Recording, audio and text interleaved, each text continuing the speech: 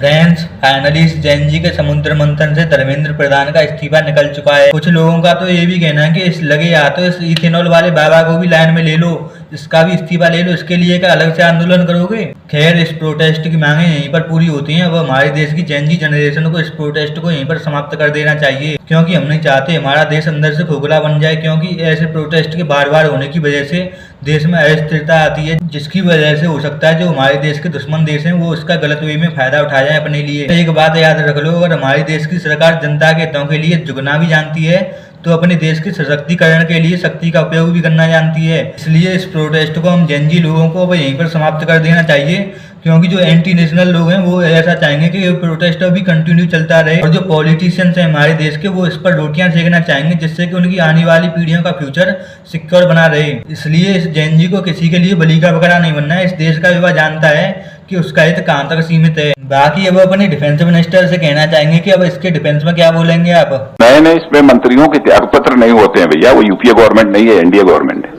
I am resigning from my post as education minister. लोकतंत्र है, इस देश की जनता इसकी शासक है। जनता से बड़ा कोई भी शासक नहीं हो सकता इस देश में। अगर किसी को वहम है तो एक बार फिर से आजमा के देख लेना जनता की ताकत को। ये सारी सरकारें, ये सारा स्ट्रक्चर जनता की भलाई के लिए बनाया गया है।